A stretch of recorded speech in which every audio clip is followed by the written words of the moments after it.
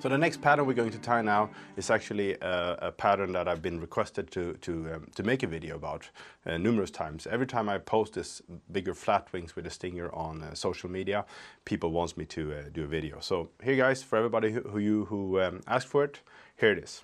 Actually, my mentor on these flies are Marcus Zetterblad, a good friend and a very, very excellent fly tyer. So if you haven't checked them out, check them out on social media. We're going to tie a flatwing and we're going to have a stinger onto it. And flatwing is actually a really good pattern for all types of baitfish. But this one is, in particular, is designed, and what I'm using this for is for sea trout. Actually works really well for perch too, but you can take away the stinger because they almost every time goes for the head, so you don't want that stinger to interfere that.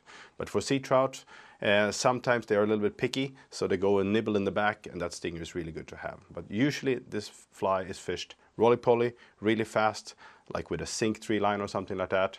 So they have very short time to think. They just have to react and go for it. These type of flies probably can imitate a lot of different bait fish, but when we fish them in the fall, we actually have a lot of sand eels in the archipelago around Stockholm, north and south, and so then you want to basically tie them in a little bit more kind of natural sand eel colors, a light belly, more olive grizzly tones like that. But today we're going to tie a pink color, which is my favorite for the spring. I think it's a really, really good color. It seemed to attract the sea trout really well, and they like it too. So, but I basically fish it in 2 or 3 different colors. One that is very close to a smelt color, which is more gray-blue, and then this sandy imitation, and then the white and pink. These are the 3 colors I usually use, and I think they're very, very good. It is a little bit tricky, or at least you have to think about a little bit what you're doing when you're tying this. Now this is brand new from the vise, so it looks a little bit chunky. After you've used it once or twice, it's going to get a much more slimmer profile to it. But what you want to do is think about a little bit how you position the feathers. We're going to have feathers lying flat like this, and we're also going to have feathers standing up like this when we tie them in.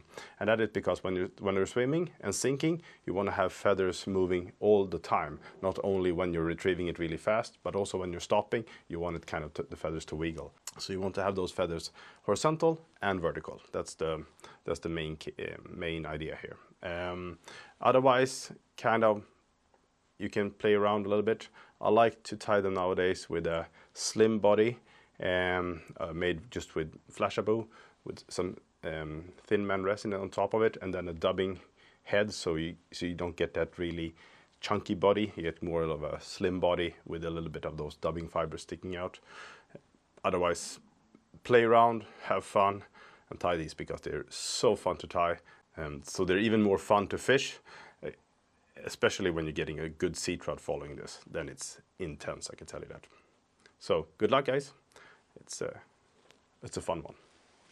So 0.50 millimeter fluorocarbon. You tie a small overhand knot there, and then you take a plier, and you kind of easy push it a little bit together, so your thread base will have a much better grip on the material than it would have if it's just normal nylon. So we're tying this on this stinger hook here. It's tied on a hook that is specially basically made for stingers or octopus rigs and stuff like that. So the key here is that this loop eye here is pointing upwards. So when you pull your kind of wire trace or nylon or fluorocarbon like you have in this case, you will have a straight line through to the next hook. If you take any other hook, you can't do this, so you really need to have this type of hook. And you don't want to have too big here because it's just going to be too heavy, then it's going to kind of fall down. So you want that hook to be in that wing in the back here. You don't want it to be hanging down here because it's too heavy. So it should be up in the wing, so when a fish that are just nibbling in the back, it's going to get stuck on this one. So put it in and then kind of tighten this towards it.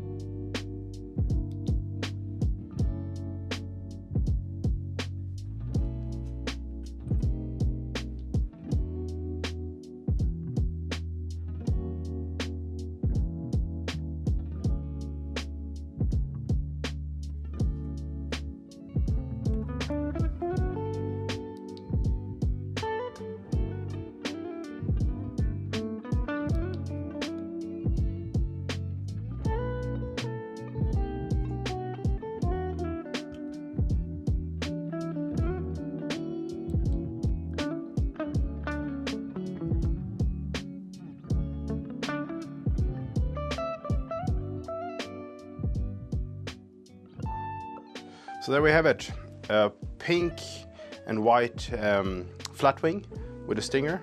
This is Vision's product manager Antti Guttorm's favorite color for sea trout. He uses this a lot in his films, and it's also one of my favorite. I think it's a really good contrast color and very fluorescent color, super good pattern, and yeah, it's fun to tie also. It's a little bit technical, but it's really fun to tie. I've also tied a jiggy version of this, which is super good for perch, and also sometimes it can be the key for sea trout. So if you want to take a look at that one, you can see some different variations of the same pattern. Otherwise, subscribe, please leave a comment, and you have the chance to win this one. This one is going fishing for a few hours now.